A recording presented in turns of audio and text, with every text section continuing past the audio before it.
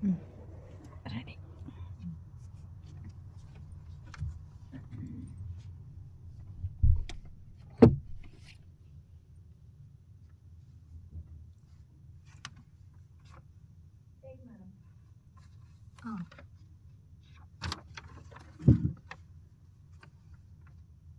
Ready madam. అనగనగా ఒక సుమనోహరమైన రాజ్యం. ఆ రాజ్యంలో ధర్మవరుడు అనే రాజు ప్రజలను కన్నబిడ్డల్లా పాలిస్తూ ఉండేవాడు.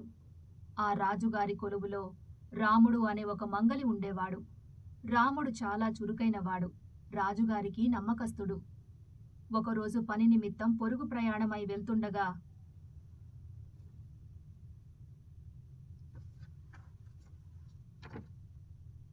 అలసటతో కళ్ళు మూతలు పడుతున్న రాముడికి ఒక్కసారిగా గాల్లో ఒక గంభీరమైన స్వరం వినబడింది.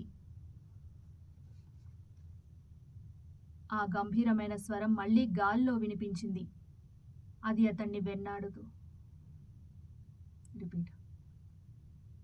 అతన్ని వెంటాడుతూ మరింత స్పష్టంగా ఇలా పలికింది.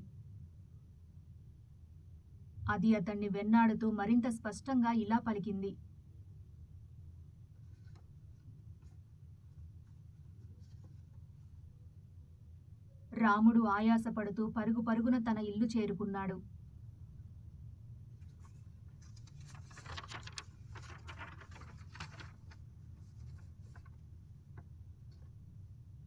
ఆరు గోతాలను చూసి మురిసిపోయిన రాముడు ఎంతో ఆశతో ఆ 7వ గోతం ముడి విప్పాడు. కానీ అందులో మెరిసే బంగారం లేదు కదా, ఒక తెల్లని చీటీ మాత్రమే ఉంది. అది చూసి రాముడు నిర్ఘాంతపోయాడు. ఈ 7వ గోతం నింపడం నీ వంతు. అది నింపగలిగితేనే మిగిలిన 6 నీకు దక్కుతాయి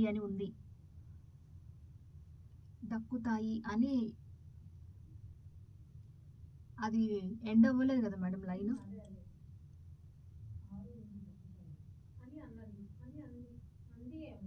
ఉంది అదే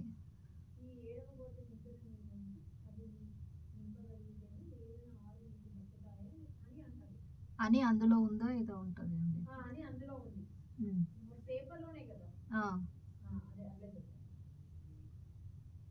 అది నింపగలిగితేనే మిగిలిన 6 నీకు దక్కుతాయి అని అందులో ఉంది. అది నింపగలిగితేనే మిగిలిన 6 నీకు దక్కుతాయి అని అందులో ఉంది.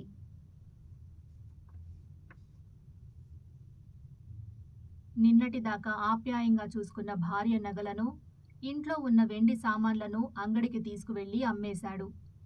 వచ్చిన వరహాలను తీసుకువచ్చి ఆశగా ఆ 7వ గోతంలో పోశాడు. కానీ అక్కడ జరిగిన వింత చూసి అతడు నిర్ఘాంతపోయాడు.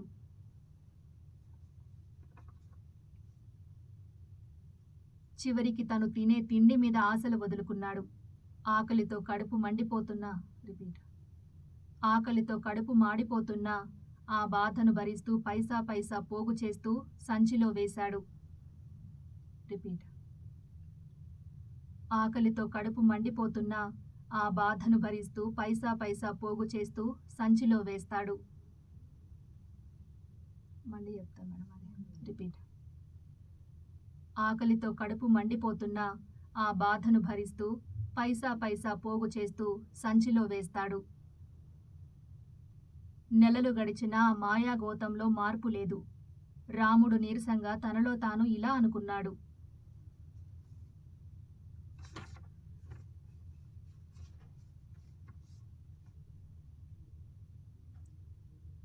చేసేది లేక తన యజమాని అయిన రాజుగారిని ఆశ్రయించాడు. వణుకుతున్న కాళ్లతో రాజుగారి ముందు నిలబడి దీనంగా ఇలా మొరపెట్టుకున్నాడు. రాజుగారు జాలిపడి జీతాన్ని రెట్టింపు చేసిన రాముడి ఆశ తీరలేదు. నెలలు గడుస్తున్నా ఆ గోతం నిండకపోవడంతో రాముడికి ప్రాణ సంకటంగా మారింది.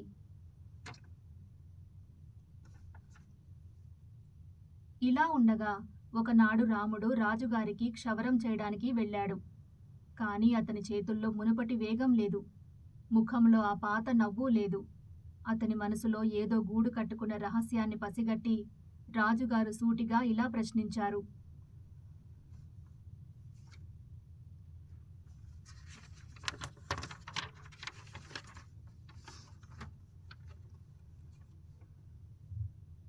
రాజు చెప్పిన సదుపదేశంతో అదేదో ఉంటుంది కదా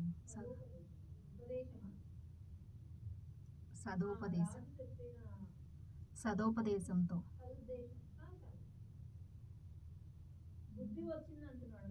ఆ, సదోపదేశంతో అనుకుంటా మేడం.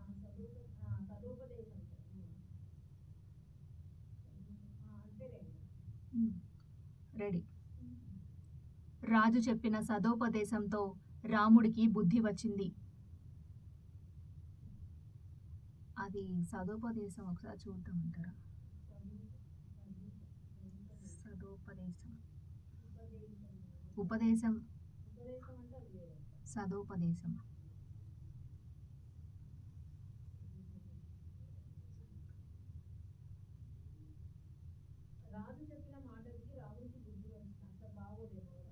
ఆహా,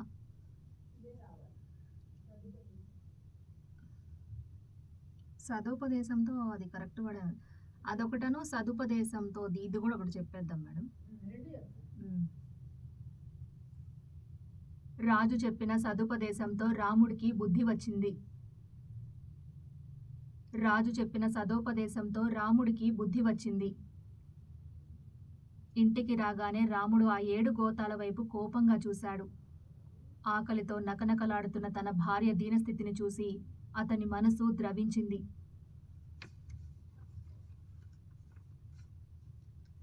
అని చెప్పి రాముడు ఆశగా ఆతృతగా ఇంటికి చేరుకున్నాడు. అతను లోపలికి వెళ్ళి చూసేసరికి ఆ 7 గోతాలు ఎంత చిత్రంగా వచ్చాయో.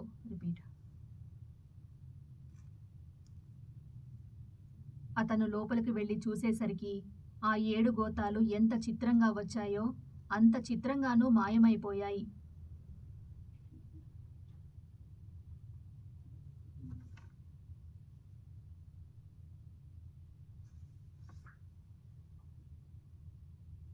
అతను లోపలికి వెళ్ళి చూసేసరికి ఆ 7 గోతాలు ఎంత చిత్రంగా ఉన్నాయో అంత చిత్రంగానూ మాయమైపోయాయి.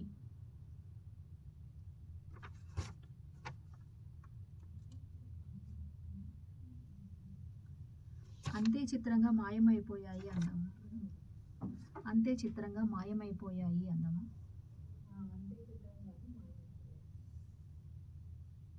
అతను లోపలికి వెళ్ళి చూసేసరికి ఆ 7 గోతాలు ఎంత చిత్రంగా ఉన్నాయో అంతే చిత్రంగా మాయమైపోయాయి.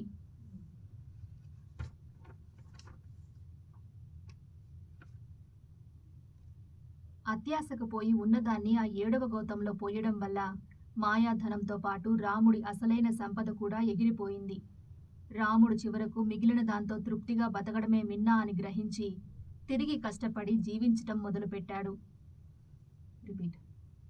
తిరిగి కష్టపడి జీవించటం మొదలుపెట్టాడు.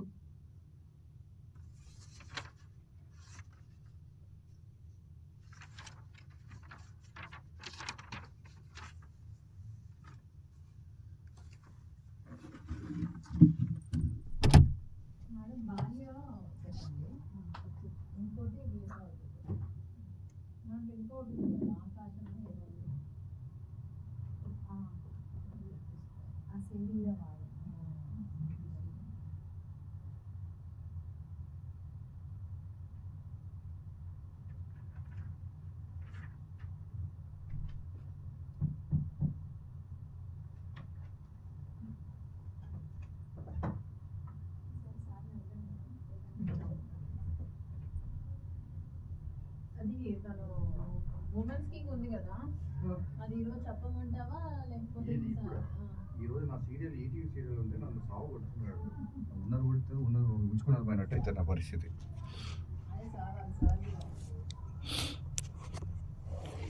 అది మల్లికాజీ